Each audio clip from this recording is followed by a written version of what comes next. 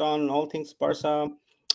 This is the international break, and we have some news in terms of course, injuries and the game with Osasuna that's coming up. But there's more to cover up of what's been happening, and then I think we've got like 5 games in 14 days or something like that. There's a crazy schedule that's coming up right up front, and we have some injuries. And if this set of games doesn't go that well, then things might not turn that rosy for us this season. So to talk about and all that more, Dom, welcome back.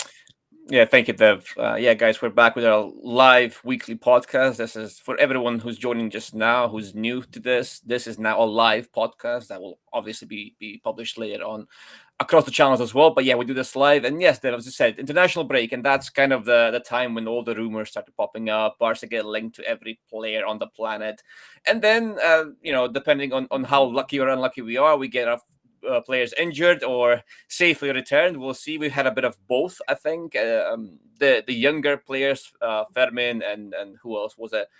They've been returned to Barca, I think. And then we had a Kubarsi, a bit of a scare for Kubarsi as well, which we can talk about. But then some other injuries to discuss. But where do you want to start there? It's been an eventful week again for Barca, which, always happens. But the Let's talk Osasuna about game. scheduling. Let's talk about scheduling. The Osasuna game, La Liga putting us on a game, and it's not just us. I mean, Osasuna has to play with Athletic. I mean, it's crazy. The scheduling is just insane. So let's talk about that. Let's start with that, and then there's so much else to cover. So Yeah, absolutely. Yeah, I mean it's a very controversial topic and very fans were quick to point out that how was Real Madrid's game postponed to the end of the season and then we get thrown into the middle of the international break and even when we try and complain about it, the league just shut us down, both us and Osasuna, because both clubs try to appeal for that decision. Because Osasuna have an even worse schedule, as I said. I mean, they'll be playing 2 games in a row. Like there'll be not even a day's rest in between. I think for the players, which is just very ridiculous. I mean, why do you even do this? I don't see the point or the benefit of scheduling games like this. And why is there not an option to just put the game at the end of the season at some point? I would love to know the reason why this was done. So that's the main thing. But yes, there's nothing good about this. Maybe you could look at it from a perspective where Osasuna will have to rotate as well because they have 2 games in a row, less rest than we do. So maybe they will try and somehow balance it out. Maybe that does play in our favor because we do have more quality. So we can be a bit more relaxed in our rotations. I don't know. I don't see any any positives in this, Dev. What's your take? no, there isn't any positive. It's crazy that has been scheduled like this. Now, maybe later in the year, maybe there are difficulties, but it seems very weird that Yeah, one has to play in the middle of the international break when it's causing so much of a challenge for both the teams, right? Because yeah, it's not just one team; it's both the teams. And forget Barca, like big clubs will always come and say, okay, there's a conspiracy or what have you. But think about Osasuna, like they have to play Barca and they have to play Athletic Club, and there's just hardly any day of rest between that, and that makes no sense at all. But that is La Liga, and these things happen, so it is what it is. We'll have to go with that. And I think Barca have understood that going and appealing about these things doesn't really help. hmm It never really changes the rule. Like whatever comes, it comes. We have never been successful in appealing any of yeah, these, so there's no point. The question then becomes is what do we do about that, and how do we prepare for that situation or that eventuality, which is what will happen. Especially with the situation that okay, we probably have Inigo a little bit on the sick pay injury kind of a situation. We don't know yep, whether he will be able to play or not be able to play, whatever. Then we had a scare with Pau Kubasi in the national break, and there are different discussions about whether yeah, he will play or not play. Then there are questions on whether Araujo and Raphinha will be back. Now we are hearing or reading that there'll be a special flight and they'll be allowed to fly back and play and what have you. So all kinds of stories are happening.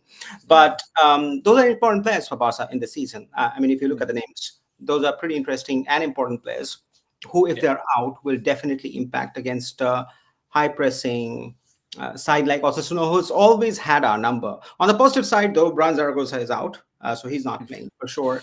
He loves scoring against us, so I'm happy about that.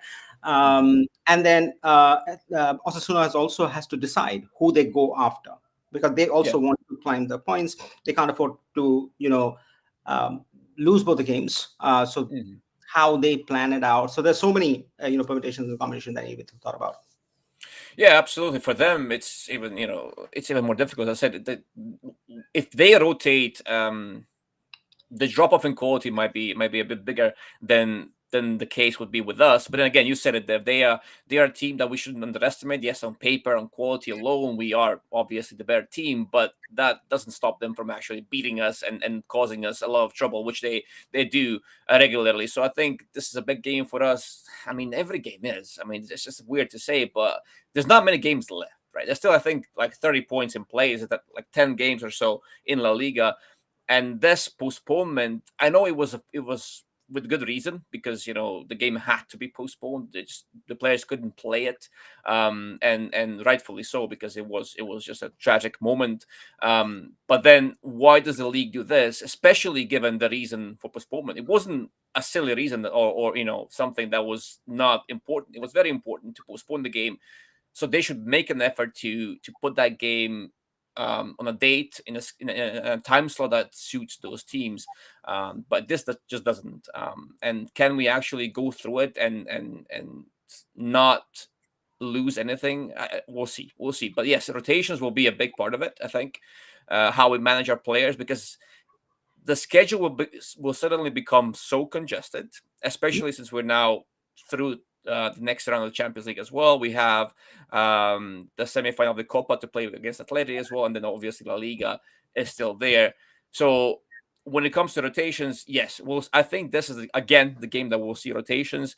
But if I'm not mistaken, this was also the game when Flick rotated the first time, right? The big rotation that happened was against Osasuna, and then we suffer because of it. So does Fleck want to go and do the same thing again now? And now there might be better reason for it, I guess, but it has to be smart rotation. And we talk about this a lot there, because it seems that Flick usually rotates only a couple of key positions, and then the rest remain unchanged. So if you put it on the spot, who do you think gets rotated, and how do you think the team will look like against Osasuna, given that we might not have Araujo, we might not have Raphinha, we might not have Inigo even, and then does Flick want to rotate some of the key players that will be available and fit for the game? Just because it's a tricky situation. It's a very tricky situation. So I think first, let's look at the schedule. I think, Dom, because that helps us get a Yeah, little bit of yeah, good. context, right? So let's just I'll put up the schedule. I was looking at it. Pretty Yeah, interesting. And then from there we can possibly. So here's Osasuna. That's what they're saying. 28th, correct? yeah, Then you have Atleti, third. Then you have Dortmund. Then you have Girona. Sorry. This is Osasuna, yeah. Girona, Girona, Atleti, Atletico. Betis, Dortmund, Leganes, right? So Mm, 6 games in the span of 2 weeks, literally 2 weeks. Yeah. yeah, yeah, yeah, And I mean, if you look into the potential, banana skins or what have you, this one can be one for sure. yeah, Barca Osasuna. Girona, like they're not as good as last year, but you can't really like not take them yeah. seriously. Yeah, Hmm. Atleti is Hmm. Atleti. It's going to be hard, and we just defeated them in the last in the last game. So they'll be looking for a payback, and Hmm. this is also extra pressure because this is the semifinal of the Copa del Rey. Yeah, So yeah. both the teams are going to take it very seriously and go for it. Betis always a tough team to play against at any time, irrespective. And after Anthony has come in, I think they have also turned up a notch. So not an easy game. Dortmund, Champions League, though everybody's feeling, and we feel that yes, we have defeated them twice in the group stages, so it should be easy, and we should be able to do. But you can't really take a Champions League quarterfinal game that easily. And then finally, you have Leganes, and Leganes is not easy this year as well. So there's 6 tough games, yeah, Hmm. on the trot. Six, like 2 weeks, hardly any time to rest. Yeah. We've got injuries, and there's still we don't know like who is going to come back fully fit from the national break. So we don't know that, but we Mhm. already know what we know. So given this, and I'll stop sharing and I'll come back to the main screen. It's going to be, I think, yeah, you got to like he has to do some rotations for sure. I mean, the Copa del Rey semi-final is important, absolutely, right? Mhm. Um, and but my question though is, does he have the even the the freedom to rotate the way he wants to, or will his hand be forced to just play with what he's got, right? Because if Yeah. Inigo's out, right, we're hearing Christensen is still going to take a little time or maybe not be back, right? So that's Eric Garcia basically. Mhm. So that's Eric Garcia. If Kubarsi is out, then it's Eric Garcia and probably Ronald Araujo. That's it. That's our defense, correct? Um, and that's a tough one to take Mhm. if Christensen is also out and so on. So I think Osasuna will have to go with what we have. I don't think he will have the freedom to rotate, but I think against Girona and against Atleti, I think there'll be a little bit of movement in terms of depending on who he has available. That's Mhm. just what I think. Yeah, if we look at those games, the schedule, and which games we'll have to have our full squad, or the closest thing to the full squad, it's the Champions League against Dortmund. Because, as I said, on paper we are the better team. We just are on form, on previous meetings, on player quality. We are better, right? And but this is the Champions League, right? And that rarely guarantees anything. It's in football in general, but especially in the Champions League. So for that game, you will need your best team out there. And yes, by that point, maybe we get players back. When we don't know. We don't know the extent of the injuries. I think Kubarsi was just a little scared. So he should be fine, even for Osasuna. Apparently, the reports are to be believed. Then Inigo, I don't know the extent of his injury. Is he going to be back, and when is he going to be back? But I think for Dortmund, there's just no. You just go with the best possible team that you can somehow scrape. For Atletico, I think the same, because Copa, we're so close to a Copa title, right? So I think Flick is going to give his all, and he should. I think that he won't sacrifice Copa by any means. I think from this point onwards, he doesn't want to sacrifice anything, because in the league we are in a good spot. We are actually playing well, and we have everything in our hands because we have a game in hand. And if we win that game in hand, which is the Osasuna game, we are 3 points ahead of Real Madrid. Um, so I think from that perspective, he won't want to sacrifice anything. Then in the Copa, again, semi-final, we're just one step away from. So we're two games away from a title there.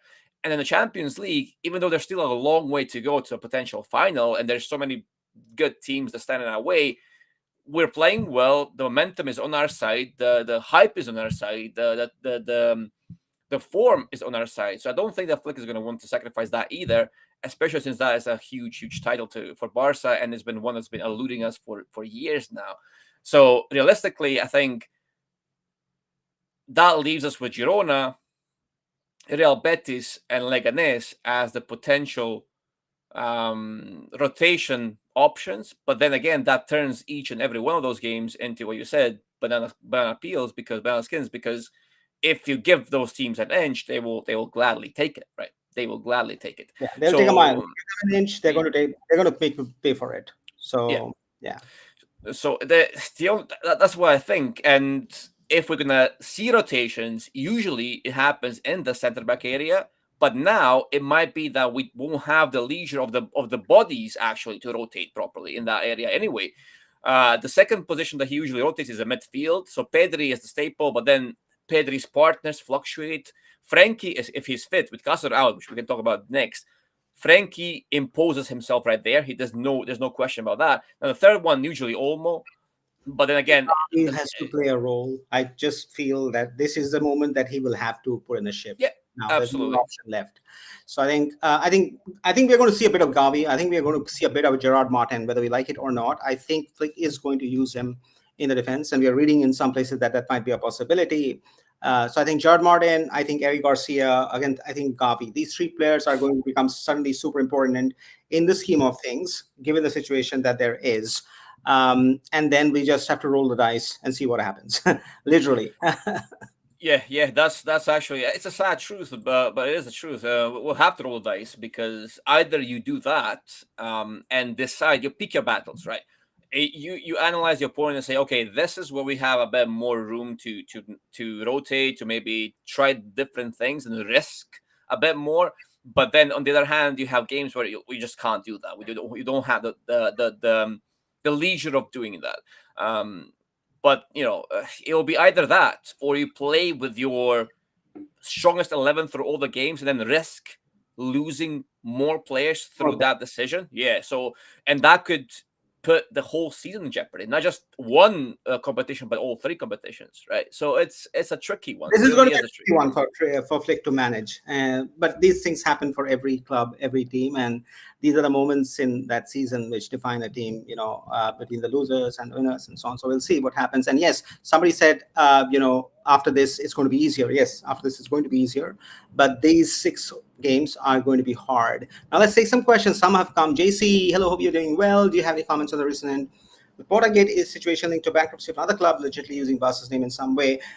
Honestly speaking, I don't have much insight into it. Yes, I've read the headlines, but I don't really read Spanish newspapers. I don't know how to read Spanish. Most of the content, as far as we know, has been published in the Spanish media. So I don't know much about it to comment. Tom, do you have anything?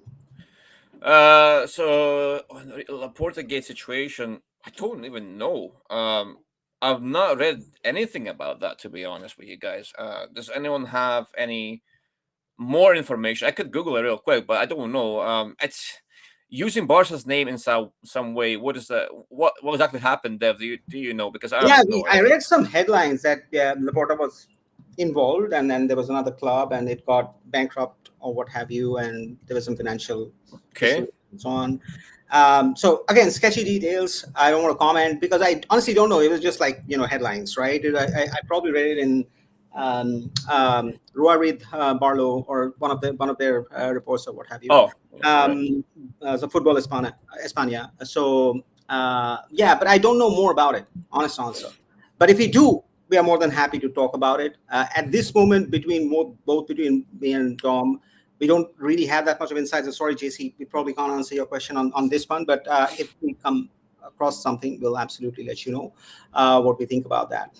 This run of games, yeah, it is going to be super tough, and that's what we were talking about all this while, and we'll continue talking about it a little bit more. CD pairing for the next game. Now, this one's interesting because that's also Suna. And it looks like it will be Eric Garcia and Araujo if he flies back all the way from Uruguay, which is what we are hearing. Yeah. Yeah, I think yeah, it all depends on who's available. But if we have Araujo, and we don't have Indigo and we don't have Kubarsi, then you're left with what, Araujo and Eric. If you don't have Araujo and you don't have Inigo and you don't have Kubarsi, now that's a problem. Then it's Gerard Martin and Eric Or, Garcia. That's it. yeah, or you shift Kunde to center back and then you play Fort on the right back. I guess that's an option. You can even drop Frankie into Into the CB, yeah. defensive line, He's done that. into CB, and then you have Gavi. See, that would be interesting. Actually, we Yeah, could actually do. I could whip up a quick tactics board, Dev, of this and see what we can do. sure. Okay, let's see if I Gavi can can do go this. deep, and De Jong can come into that center back position because he's good at that. He's done that before, so that is a Right, possibility. Sure. right. Okay, so let's. Is better at that a slightly deeper than the offensive role that Flick wants him to play in. So I think Gavi actually is better in that role. So yeah, that might be something interesting. Right. Okay. Just let So me. while you Yeah. whip that up, let's take a few more questions and so on. So we'll have to sacrifice a game, no way around it. Yeah, it might have to come to that, JC. To be honest, so would we love to? Probably no. We'll want to win every game, but these are tough games, and if we don't have the right people, and we get more injuries, unfortunately, or stroke of bad luck or what have you, then yes, it's highly possible that we might lose a game, and it might affect one of our uh, you know competitions, if not all three. So yeah, that's highly possible. It's what we are discussing mostly today, and so on. Mhm. Only tough part is this fortnight where we play like 5, 6 matches, then we go to the normal two. Yes, you're absolutely right. If we come out unscathed through these six, I think we have a good run till the end of the season, and we'll have space and time to rotate and have the right people and the right players. But these 6 games can define a lot going into the season, because if you take a deficit into the Dortmund game, you are in trouble. If you take a deficit into the Copa del Rey, you're in trouble. And honestly, Madrid is not losing games, so they are neck to neck with us. So if you lose a game here or draw a game there, making up might be difficult in this, because there aren't that many number of games left. There are only so can have a severe impact on this. Dom, are you ready? Yes, already. You just confirm my tactics board. Please, we will confirm. There you go. There we go. Right. Okay. So this is the strongest 11, right? At the moment, we have Inigo Kubarsi. There was a question on the center back pairing, right? I think the Inigo Kubarsi, there's no question about that. Now, who's going to be available? That's the big thing here, because I can't make a plan without knowing who's available. But let's say that Inigo is out injured, right? We'll put Inigo over here.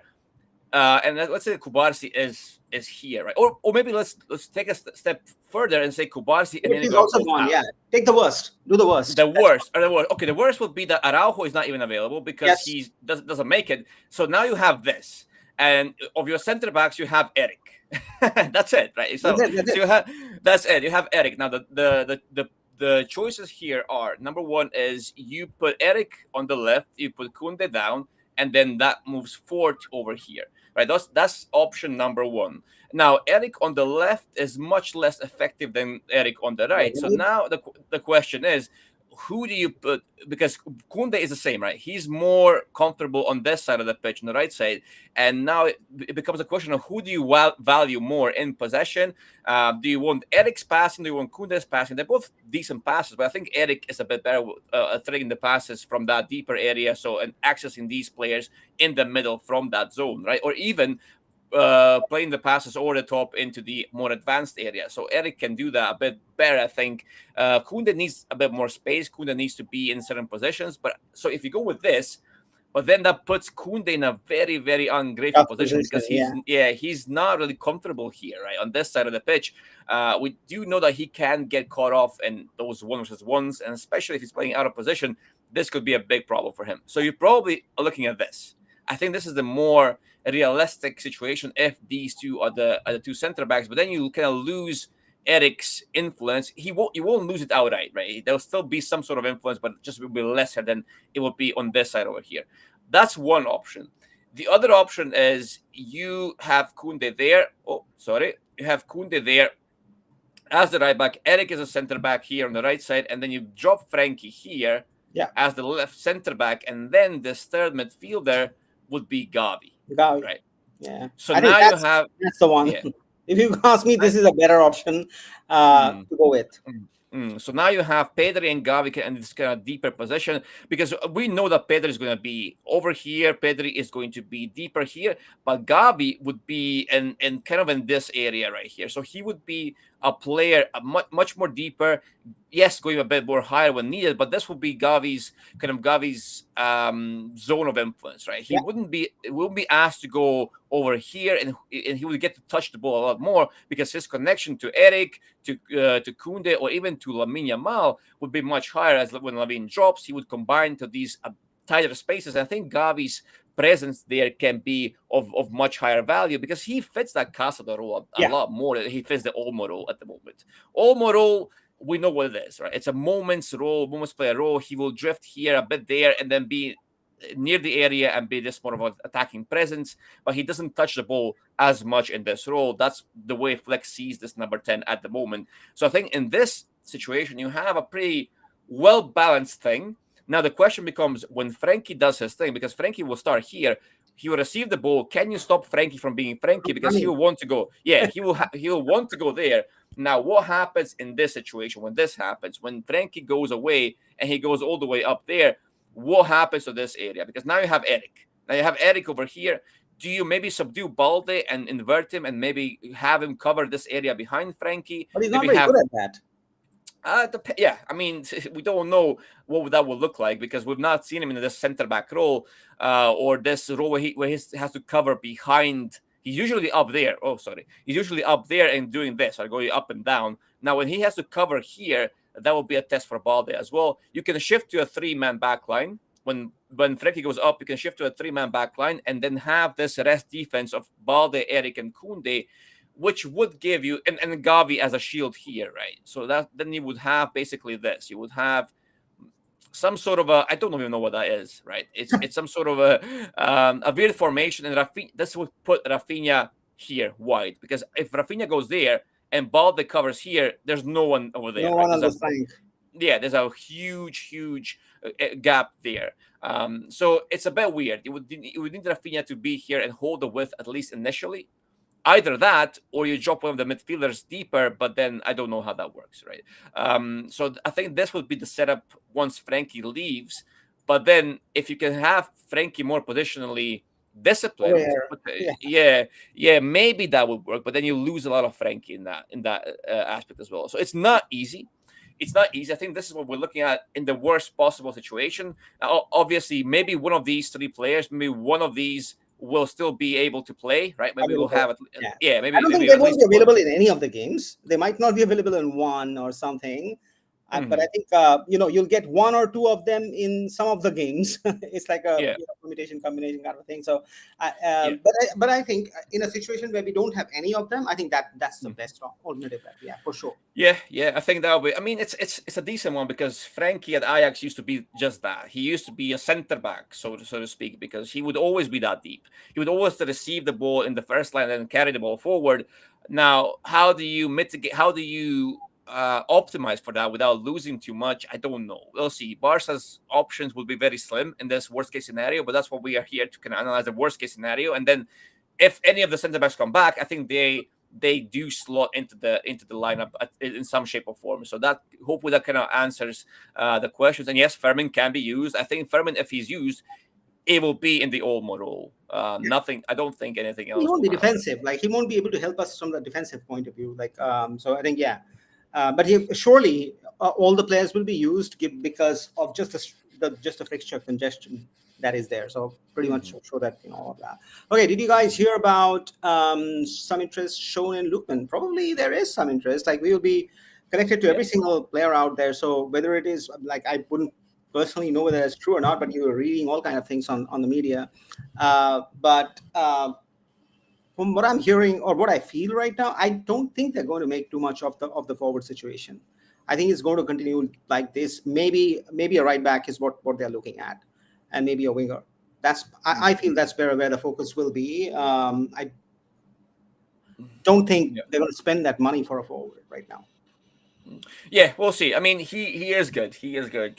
He will be a winger option, but he's also someone who can be kind of a more central presence once he cuts in and stuff like that. So it depends on what Barca want from their signing.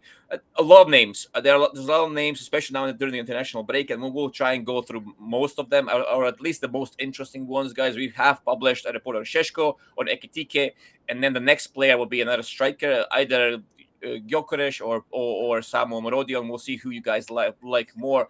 But both will probably be covered anyway. And then we'll move on to the left wingers. We have already done Nico Williams last season. Not much has changed with Nico. He's a similar player, only maybe I would say that he's having a good season again. He's finding his feet and showing his quality. And I still believe Nico is a very good option for Barca if they do go down that path. Now, will they do it? I don't know because he said no once, and maybe at Barca that doesn't always fly, right? If you say no to Barca, not many times we go back for the player, right? So we'll see what happens with that, but we will cover most of those players. If there's enough interest, enough reports, we can look into Lookman. I don't mind it. We'll see. We'll see. Yeah.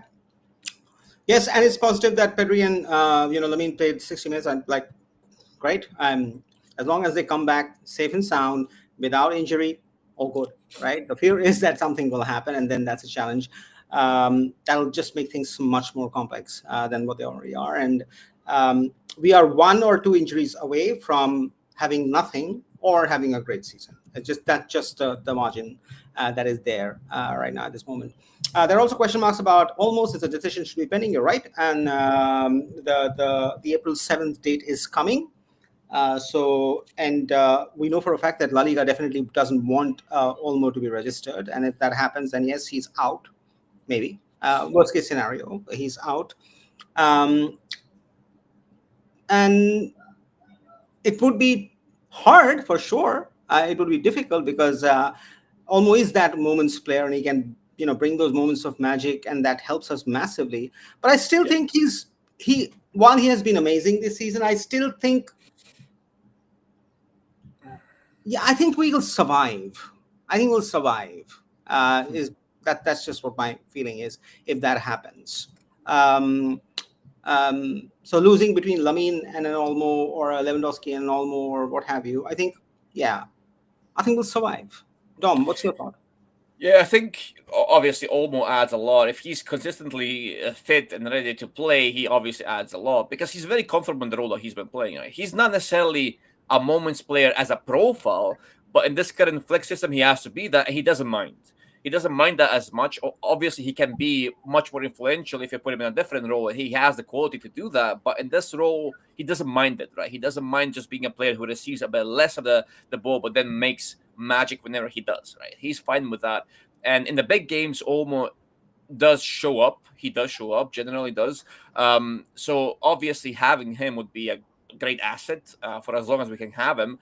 But then if you don't have him, what are the options, right? Furman is the one that's also comfortable in that role more than Gavi is, maybe even more than Torre is, because Torre is also a better player when he's a bit deeper, more involved. He's more of a prototype Barca diminutive number 8 more than he is a low touch moments player at number 10, I would say, at this moment. So I think apart from Olmo, you have Furman who can play the number 10, and then the options kind of shrink a bit. You have options, but the quality and the comfort of those options in the moments player 10 role are not as good, right? Because you can play Gavi there, but you lose so much of Gavi. You can play Pedri there, but you don't want to sacrifice Pedri in that role, so it's a bit more tricky. You could try Lamine. You could try Lamine centrally, or you could try Raphinha centrally. That gives you a different outlook of the team, but it's an option. It will be an option. It wouldn't be the first time we've seen Raphinha centrally, and it can work in certain situations because Raphinha brings you a lot off the ball in the number 10 role that many other options don't, and that also aids our in possession because then we have better pressing and better counter pressing, and then you can actually pin the opponent back more effectively. So from that perspective, you could play Raphinha on number 10, but then who plays the left winger? Probably Ferran Torres. I would say again, it changes a lot. So if you make those changes, you have to be ready to tweak the system as a whole. Now, how ready is Flick to make such big changes to the whole structure of the team? It remains to be seen. But yeah, it will be an option. There you go. That's an option. Let's keep going to a few more questions. I think Kumle will pay CB. And at RB, I don't think Ford is that good defensively. Maybe invert Gerard Martin. Yeah, that's a possibility. Gerard has been playing well lately. We know for a fact that Flick likes him. So yeah, and that's what we were also talking that it Ford or Gerard Martin. But I think yeah, Gerard Martin will get a look see if things go that way because I think he has the trust of Flick for some reason or the Yeah, other, and he's yeah. playing well to be honest, right? So Yeah, absolutely. so I think you're absolutely right. That's a possibility that can happen. But even with that, I think Frankie as a CB shouldn't be bad.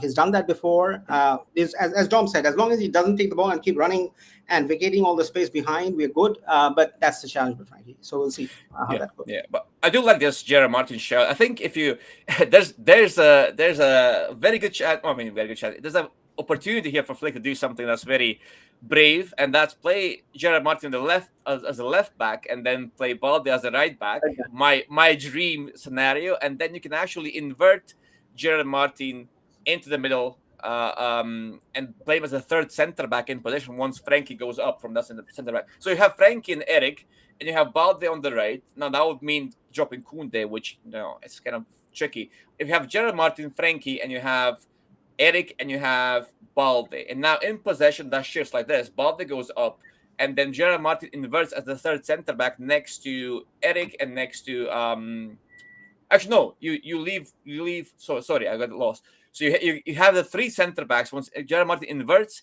you have the three center backs because Gerard Martin would be a good, I think, good makeshift center back in this situation because he has the defensive quality, he has the physique to actually play that position, and he has, as you said, that he has Flick's trust as well. So that's not an experiment for Flick, but I don't think he's up for very big experiments at the moment. We'll see. We'll see. Yeah, Yeah. we don't know, but as we both said that Jared Martin is definitely in the mix, and I Yeah. think in these 6 games we will get to see a lot of him, just given the Mm-hmm. situation and his performance over time and the trust that Flick has on him. So Mm-hmm. if you look at it from that perspective, we're going to see a little bit of Jared Martin. I think Nico would be very fit with the team, same as with the players that are on Spain national. Yeah, Nico would fit very nicely with this team. The question is, will Barca go back for Nico? Because he has Mm-hmm. said that no. So don't know about that. But that said, is a absolutely solid player, will fit the philosophy, will fit the team, and Yeah. will bring a lot to that forward line because it's a very fast physical player, right? So and then those kind of players are rare. So if he comes in, he'll definitely add much more to the Barca front line. But again, the question remains: will Barca actually go back for him? I doubt that, but yeah, stranger things have happened in football. Yeah. We have budgeted for the round of 16, so anything over that is great for our budget. True, it is, but at the same time, just like we had done that, we have also budgeted for about 40 million from playing in Spotify Camp Now, which is not happening because we did Mm-hmm. not go back. So we're going to lose that money that we had thought about. So somewhere I think it'll be balanced out to an extent in terms of budget. And I think the budget is so, it's got so many components. It's hard to, just Yeah. like that until you see the final numbers, see the final, match day revenue, see what they got from television, say what they got from, ticket sales and what have you. Um, the good thing is, I think they did a write off of the losses. So this year there won't be that like huge loss from Barca Studios or Barca Vision or what have you. Um, Mm-hmm. but I think I think they budgeted about 850. So I think we are going to go to 850 for sure. And if that happens, that's a good year, to be honest, given the situation that we have. Because one has to keep in mind that I think by 2028 we'll have to pay the first round of debt. That the money that we took. So that's the first repayment that's going to happen in about 3 years' time. So Barca will have to save for that because that's I think about 500 million or something like that, a big chunk of change that needs to be paid back to the banks. So I think they're preparing for that, or they're trying to convert that into bonds, or so that the period can be extended. That's what they're trying to do, but I don't know whether that's happened or not. But that's what we're hearing. So we'll get to know, in a few Yeah. days about the budget. But I think yeah, because they could not go back to the stadium, I think Yeah. that's balanced. Yeah. Mm-hmm. Okay. Jonathan Tah. We should do defender, right? We didn't do that, Jonathan Tah. We should do Jonathan Tah. Would Barca sign Tah? Even Araujo is not starting. If you go by the reports, it seems like he's signing, irrespective of Araujo staying or not staying. But again, Dom, what do you think? I'm just not super convinced with Tar. I think does he offer so much? What does he offer, right, that we don't have? I mean, he can offer depth. If it's just for squad depth, okay, yeah, fine, fair enough. Do we have the enough? Again, goes back to the budget, and do we want to spend some of that budget on a center back that's going to be just a rotational piece? I don't know, right? If we keep all of our center backs, we don't know what's going to happen with Christensen, obviously. We would have Indigo, we would have Kubarsi, we have Araujo. That's again a big if Araujo stays. Now, if Araujo goes, that changes things a bit, right? Because he could go. We don't know what's happening with Christensen. We just don't know. Is he gonna ever He's, play for Barca again? Yeah, we don't know. he's So good. if you do lose two center backs, then yes, absolutely, you need to somehow add more depth. So in that case, okay, go for Ta. As long as it's affordable, as long as it doesn't make a huge dent in our budget, yes, go for him. Now, in terms of pure quality and what he will bring that we lack, I don't know. He just doesn't strike me as a very ceiling raising player. Maybe again just depth.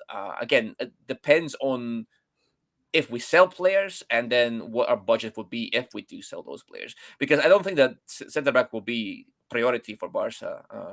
It will be more like a okay depth kind of signing more than we go and we sign someone who's an elite ceiling type of player. So I just the way I see it at the moment, Dev. Yeah, no, I agree with you. I still think letting Araujo go will be a mistake. However, we talk about his lack of, passing or positional game or what have you. Uh, he's that old school defender. He's got the brawn. He's got the strength. He can be good aerially, and you need that at times. At times, you just need a strong defender, and Araujo is that. So when you have that with you, and he's been in the club for about like 5 years or 6 years right now, he really knows the ecosystem and this and everything. I think I need you keep him. As simple as that. I would keep him, but we don't know what we don't know, so we'll see what happens in the summer. Yeah. But Jonathan Tah for Araujo, is it like for like? I don't think so. I would keep Araujo over Tah, but that's Oh just yeah. me. That's just Absolutely, absolutely. okay. Regarding Olmo, unfortunately, we don't know the true details. We can only hope that Laporte told the truth, and he did well. See, this is this. We can't conjecture. Honestly, we don't know who said the truth. We don't know Yeah. who published the papers. So that's we can conjecture, we can debate and gossip, but there's no point. We just don't know what the truth is. The fact is, truth or no truth, there'll be a decision that will be taken. And if that decision stands, then Olmo will not be able to play. And if that happens, then that happens. That's just what it is. Um, that said, I don't think it will happen on April 7th. I think it's going to still take some time. And there'll be more appeals and counter appeals and so on and so forth. They'll stretch it to the extent that is possible.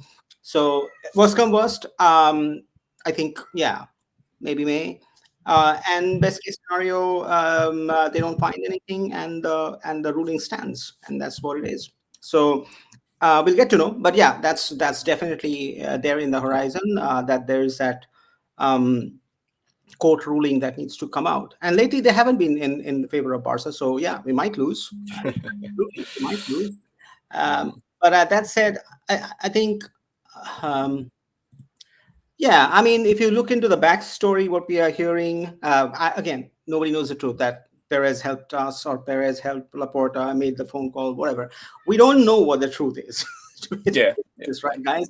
So we just have to wait and watch this one, right? Mhm. We're not reporters. None of us are. Neither me, Dom. We just watch the games. We Exactly. analyze some of it. We just talk about stuff with you guys. We're not doing investigative journalism out here. So unfortunately, we won't be able to tell more than that on this one. All right. Okay. I do think Nico would help all day. So he's not such with low blocks, and I well, Seshko and Nico would be great. Well, we just did a story on Seshko. And we have talked a lot about Nico, but I'll let Don talk about. Yeah, is that the future that you see, Seshko and Nico? Tom? It injects a lot of youth again into the squad. Now it depends on if you want to wait for Sheshko for a couple of years to become the elite. I think Sheshko is like the most one of the most obvious soon to be elite number nines on the planet. There's no two ways about it, right? He will be elite. He has all the fundamentals. The way I see Sheshko, and I don't want to spoil too much, so you can read it in the reports, and we'll do a bit more in depth on him on the video as well and lives as well. But he has that weird combination of just being this physical presence like a Haaland and then having the technicality of a Benzema, or he will have that. So I think he is a mini Benzema and making just more athletic, more physical than a Benzema. So in that sense, you have an elite profile that I would absolutely take at Barcelona. I absolutely would. Now it all depends on, do you want to wait for him? Can you wait for him for maybe 2 seasons, I would say, for him to reach his full, or maybe not his full potential, but just get to a point where he can actually be a Barca starting number nine. And then Nico Williams, I think the way I see him, he's the most sensible option for Barca because he costs less money and he already has this Spanish flavor, this Spanish culture thing that he can slot into the Barca side not seamlessly, but he can, right? He was already playing with Lamine, with Pedri, with so many Barca youngsters that you just put him in that team and he gels immediately, right? The adaptation period on paper is just much shorter than with most other players, like Leao, for example. Leao is a better player, but then how do you translate his profile to Barca culturally, mentally, and then also physically as well? With Nico, it's much easier and he costs less money, so you could go down that path. But again, Nico is far from a finished product. With Leao, for example, you get an instant ceiling raiser. With Nico, you get someone who can raise your ceiling, absolutely. But is it going to happen overnight in the first season? Maybe not, because he's not a finished product yet. So it all depends on that. But I think from the profile perspectives, both players fit very well. I would love both players. I would mind both players. That's what I'm trying to say. Are there better options or more like higher quality options? I think so.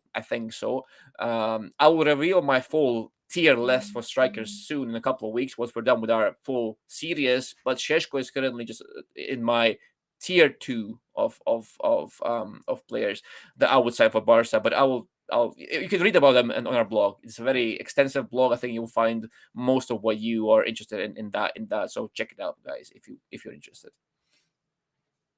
Oh, you muted, yeah.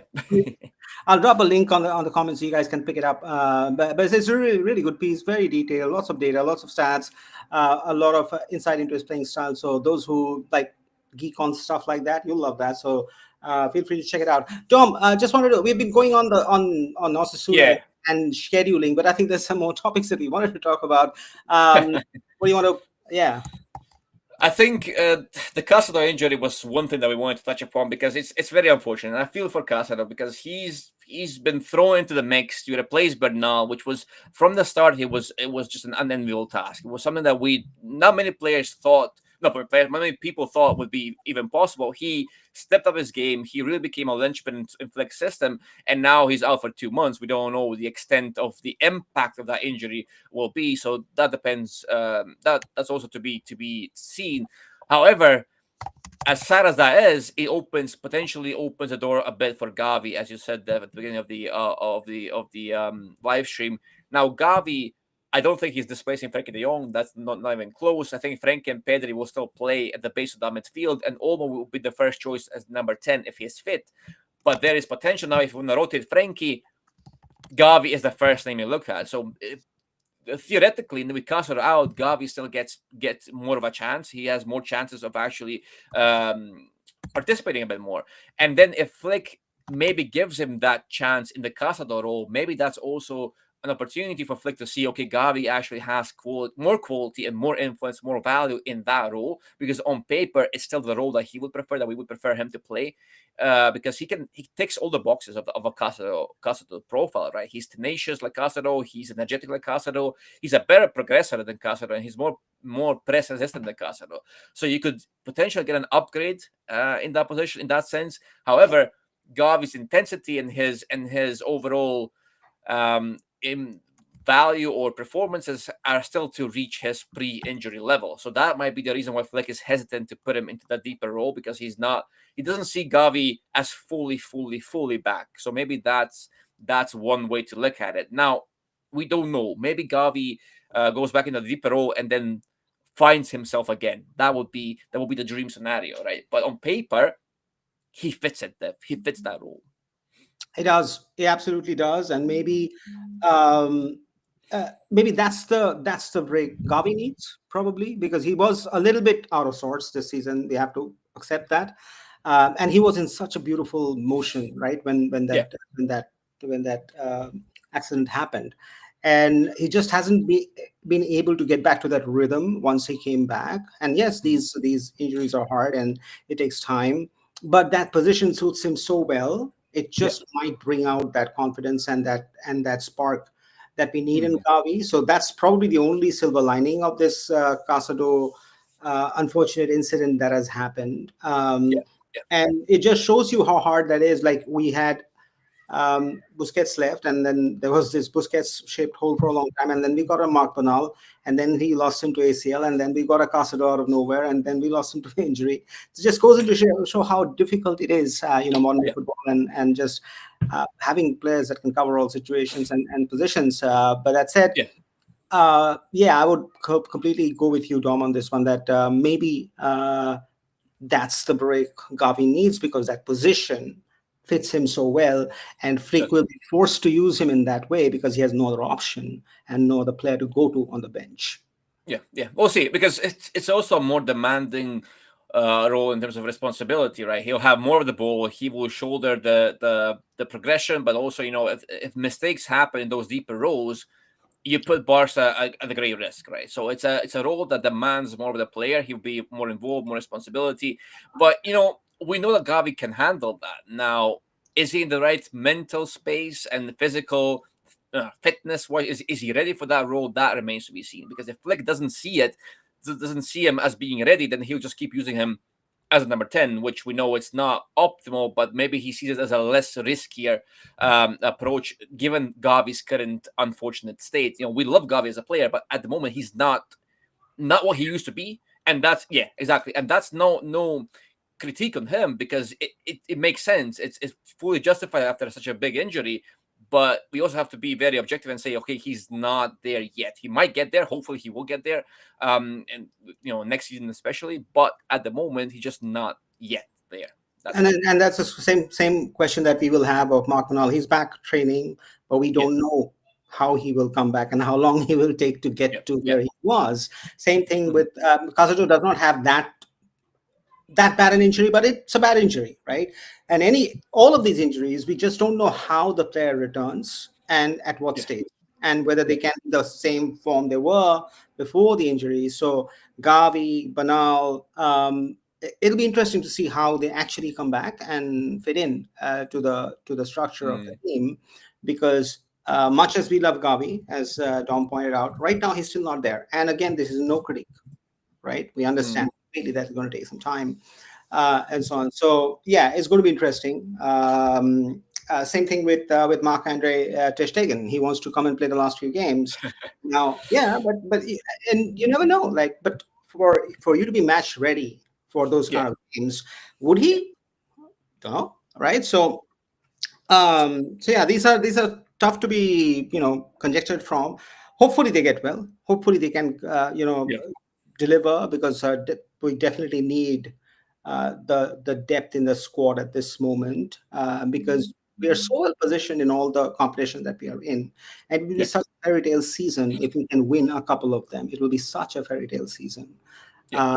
because it's not just the narrative, and it is not just a narrative of us playing with kids or flick, but we play good football.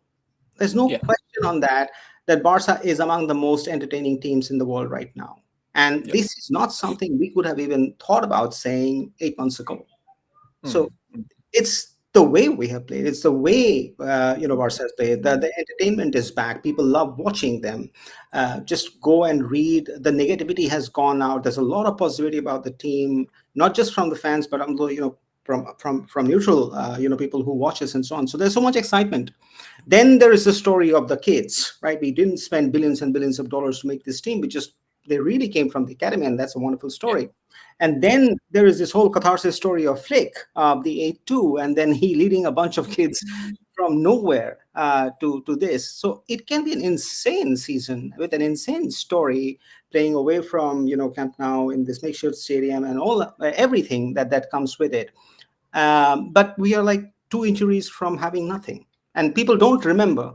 It's just what it is. Like, you can have an incredible season, just lose those critical games here and there, and you don't win something, and people forget that season. It's Yeah. just what it is. So Yeah. yeah. It's sad.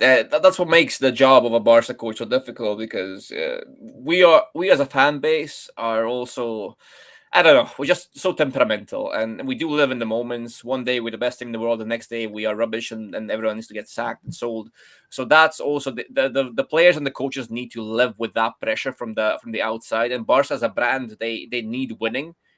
Good football is absolutely crucial for Barcelona as a team, as a brand as well. But then winning is what will get the sponsors, will get the money in, right? So that's the big challenge of being a Barca coach, especially. Xavi felt that the most, because he had a more difficult job than Flick. He had to pull Barca out of the depths. He had to put Barca out of the mud and make them stand it on their feet Um, first, and then he was immediately expected to be the best coach in the world. And that just shows you that it's such a difficult, sometimes it's a even thankless job. impossible It's a job. very thankless job. Yeah, I would yeah, like I mean, kudos to the people who do it, but it's insanely thankless for yeah, taking all that pressure, doing it, and then constantly being criticized every day. Whatever you yeah, do, you're criticized. yeah, It's a yeah, yeah. thankless job. So, okay, I've only got one more final topic that I would love your thoughts on, Dom, before we sign up for the day. And that was, there's an interview from Raphinha yesterday, I think, from the Copa America that he's playing in.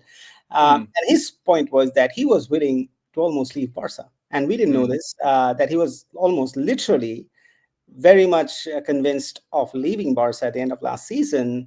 and only after talking to Flick did he decide to stay. And Yeah. I don't know what it says about Xavi or the state of the team or the reasons behind Xavi's dismissal, but Mm. seems like these are all connected. Yeah, there might be. It was just, I don't know, just the environment of a player matters so much, right? We keep talking about that.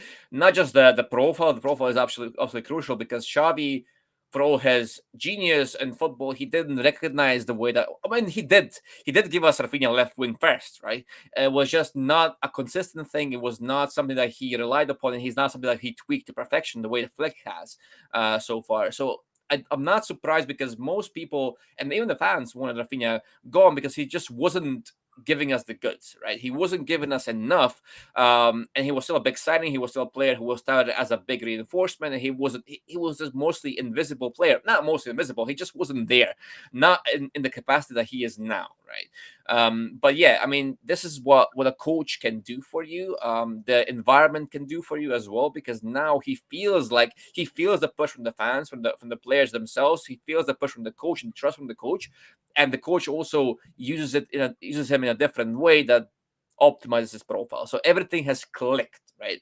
And I'm not surprised that he wasn't feeling comfortable last season, but now everything's changed. And not only that, but he's gone from player who people weren't sold to a player who could potentially win the Ballon d'Or if Barca do well at the end of the season.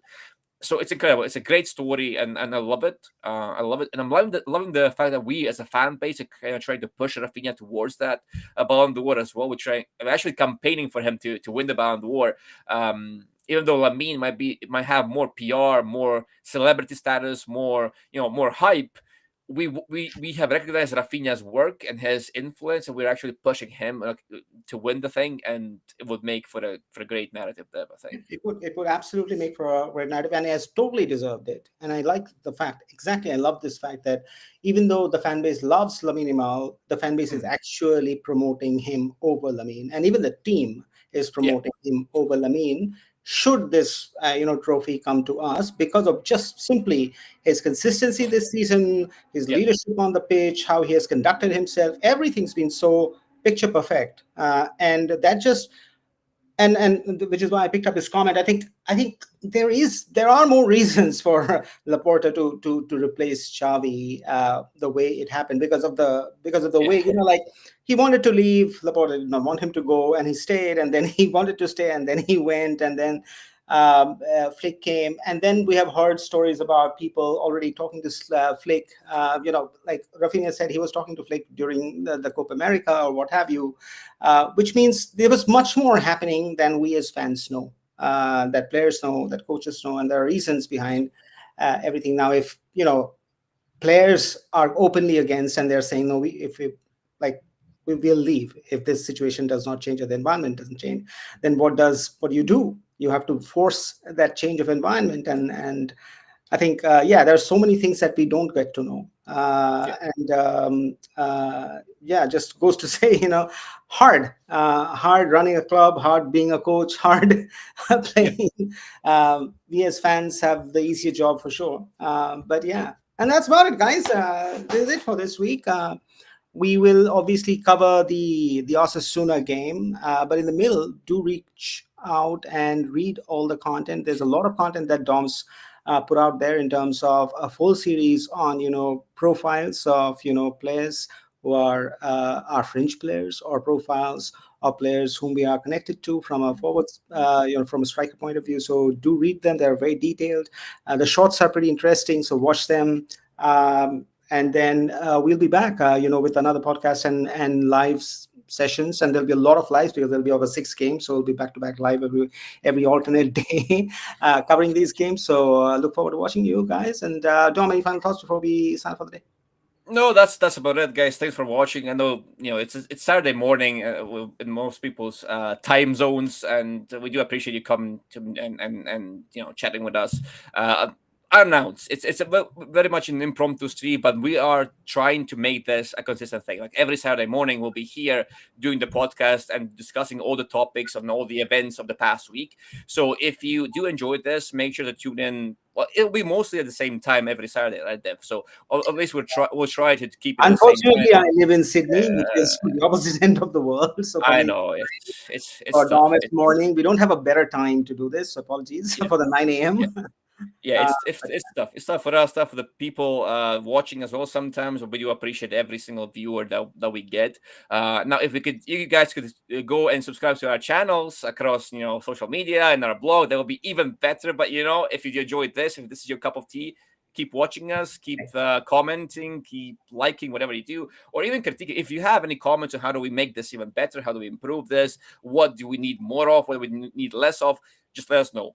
We'll take all the comments on board and we'll try and implement this as much as we can. Obviously, we're still kind of fresh at this. We've been doing this for a while, but we still are learning and we do want to learn and get better for you guys. And hopefully that, makes the experience even more improved for you guys as well. But yeah, I think that's it.